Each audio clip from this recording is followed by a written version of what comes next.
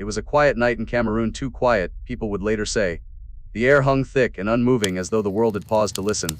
The lake lay still as glass, reflecting the stars so perfectly it seemed the heavens had sunk into the water. In a nearby hut, a woman hummed softly, rocking her child to sleep. The air felt heavy on her chest.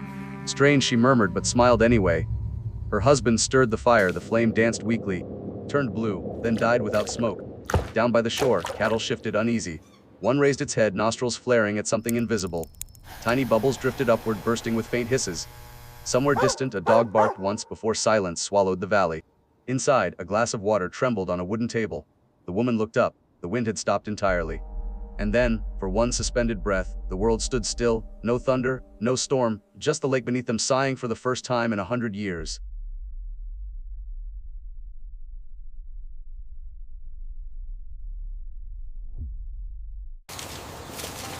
Before that night, life around Lake Nyos was simple, quiet mornings, slow days, the kind of peace people stop noticing because it never changes. Men led their cattle through the misty fields, their voices low and steady, guiding animals across the red soil still damp with dew. Children ran barefoot through the dust, laughing until their chests hurt, their voices echoing across the hills and reaching the calm surface of the lake. In the village, women washed clothes in the stream, humming old songs about rain and harvest, their hands rhythmically striking the stones. The smell of cassava bread and smoke filled the air. Someone adjusted a small radio, static crackled, and faint French voices drifted through, fading with the wind. At dusk, families gathered around small fires. Sparks rose into the darkening air. A storyteller's voice carried through the valley. The lake is old but kind. It gives what it takes. Heads nodded. No one questioned it. The firelight painted their faces gold as they listened, comforted by words older than memory.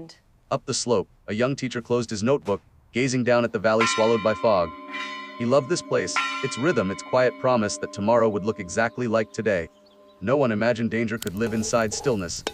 No one thought water could turn against them. And miles away, on a lonely dirt road, a French scientist sealed a small bottle of lake water.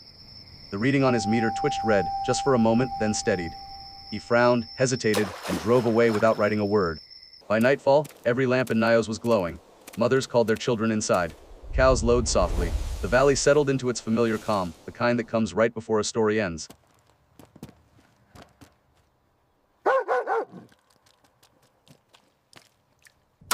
That night, the wind changed. It didn't blow, it pressed. The air felt heavier, thicker, as if the world itself had forgotten how to breathe. People later said it was like inhaling through wet cloth. Dogs paced outside, whining at the dark, their ears twitching toward something unseen. Inside a small hut, a man woke to the faint sputter of his lantern. He reached for it, but before his hand touched the metal, the flame turned blue, trembled, then died. His wife stirred beside him. "It's just the wind," she murmured, half asleep. But outside, the night had gone still, too still. Down by the valley floor, fog gathered low and dense. It didn't drift upward, it crawled from the lake, rolling across the ground like smoke. Cattle shifted uneasily. One staggered, legs trembling, then fell without a sound. Another followed, then another. A young boy coughed as he ran to his mother. She knelt, pulling him close, brushing his face. His skin felt cold, his chest barely moved. The air around them thickened with the smell of something sour, metallic. On a wooden shelf, a small radio began to hum, a faint, distorted tone, then dissolved into static and silence. The quiet that followed felt wrong, heavy enough to press against the ribs. From the next hut, someone shouted a name, but their voice stopped short, swallowed before it could echo. A single candle flickered, its flame bending sideways as if the air itself was being pulled away. Then nothing. No wind, no crickets, no sound at all. Only a deep vibration beneath the soil, faint but growing. The mountain shivered once, the lake answered. And in that answer, in that silent, invisible breath, everything living around Nyos exhaled for the last time. Control, do you copy? Dawn never came to Nyos that morning. The valley remained dark, not from night, but from death. The mist hung heavy and unmoving, a gray shroud clinging to the ground. When rescuers arrived, they thought they had stumbled into a war zone. The dirt road was covered with bodies, men, women, children, all frozen mid-step, as if time had stopped in the middle of a breath. Cattle lay beside them, their eyes open, their hides slick with a cold dew that wasn't dew at all, but the residue of the gas that had stolen their air. A military truck halted at the edge of the fog. Soldiers stepped out, masks strapped tight, eyes darting over the silent fields. "Stay above the fog," the commander warned. One soldier took a step forward, inhaled once and collapsed. His comrades hesitated, staring in disbelief. The air itself shimmered faintly, invisible yet deadly, a tide of carbon dioxide creeping through the valley, displacing oxygen, erasing life. A villager who survived later recalled, "I woke surrounded by silence. My family beside me still." He crawled through the grass, gasping, his lungs burning though there was no smoke, no flame. "It felt like water," he said. "I was drowning in nothing." He didn't know the breath that filled his chest was the same one killing him. Helicopters circled above, blades chopping through the fog. Over the radios came fragmented voices in French and English. "No response, no movement, mon Dieu, look at them." Rescue teams moved cautiously through the haze. A camera trembled in one rescuer's hand as he pointed. A small child lay beneath a tree, a toy still clutched in his hand. At the water's edge, another team found the lake quietly bubbling, faint ripples spreading outward. CO2 off the scale, someone shouted as meters beeped red.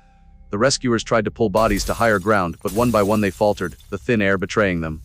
A few collapsed where they stood, overtaken by the same invisible poison. The valley became a blur of fog, silence, and grief, gray and white, streaked with red where a lantern had burst near a fallen hut.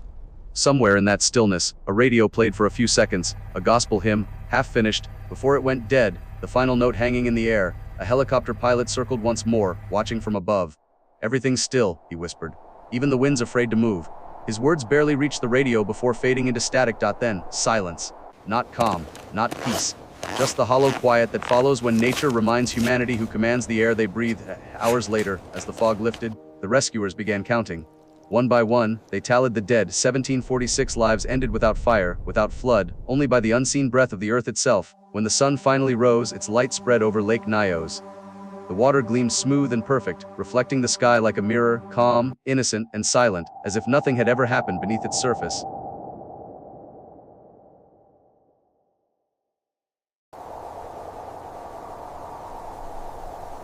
Morning came, but the valley did not wake. The sun climbed over the hills, spreading pale light across a land that had forgotten how to breathe. The air was still, heavy, unmoving. Huts stood open, doors half-swung, curtains frozen mid-sway. Pots sat on cold fires, food untouched. A radio beside a bed whispered static, its battery long dead, the last sound fading into the emptiness. The rescuers moved slowly, careful not to speak. Their boots pressed softly into the damp ground. Every step sounded too loud. One man covered his mouth, not because of the gas, but because of what lay before him. Families still seated at their tables, bowls half full, bodies resting as if time had simply stopped. A camera turned toward the main road. Hundreds of bodies lay in quiet lines, faces tilted toward the morning light, their shadows long and still. The valley, once filled with laughter and song, now held only silence. The wind returned briefly, thin, uncertain, then vanished again. At the lake's edge, a scientist knelt beside the black, mirror-like water. His gloved hands trembled as he wrote in his notebook. The air around him shimmered faintly, the smell sharp and metallic. He whispered through his mask, voice breaking, "Le soul respire encore." The ground is still breathing. Somewhere in the distance, a single piano note played from a forgotten speaker, echoing across the empty valley. The rescuers worked quietly, lifting the dead with care, afraid that sound itself might disturb what peace remained. By evening, a pale blue haze settled once more. The fog drifted slowly back toward the water, folding around the lake like memory. When the last truck left, headlights fading into the dark, Lake Nyos gleamed beneath the moon, still, calm, and utterly silent.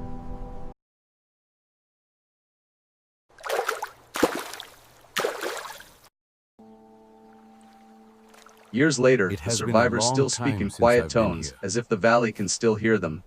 An old man stands near the lake's edge, hands clasped together, his eyes fixed on the reflection of clouds drifting across the surface. "I saw the air kill," he says softly. His voice doesn't shake, it's worn down, steady in its exhaustion. It took them before they even knew they were dying. Behind him, the hills are green again. Grass covers the scars, and flowers grow where bodies once lay. Children play in the distance, their laughter carried by the wind, unaware they stand above ground that once breathed death. The valley looks peaceful now, but the quiet feels different, careful, fragile. Farther out, metal pipes rise from the lake, tall, rusted columns venting invisible gas into the open air. Engineers move carefully between them, watching the gauges. Looks like a pressure The buildup numbers in remain Section stable, C. steady. It breathes safely, vent it one slowly. says, I don't though want his any tone carries the surprises. weight of guilt. Roger that. Everyone here knows what could have been done sooner. The camera pans across faces, the mother who lost her husband and children, now teaching in the rebuilt village school, the scientist who once ignored strange readings, staring down at his notebook, the same frown etched deep into his face, the pastor who still holds mass for those who can no longer hear him. Life has returned, but differently.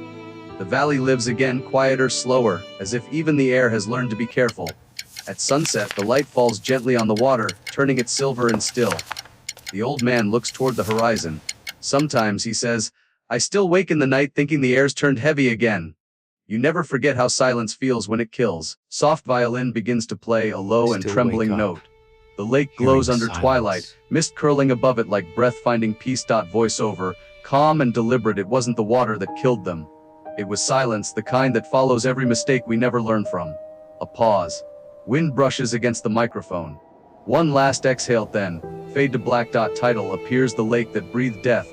The True Story of Lake Nyos, 1986. The music lingers for It 3 wasn't the seconds, water that killed enough for them. the quiet to settle, heavy, It was endless, silence. and unforgettable.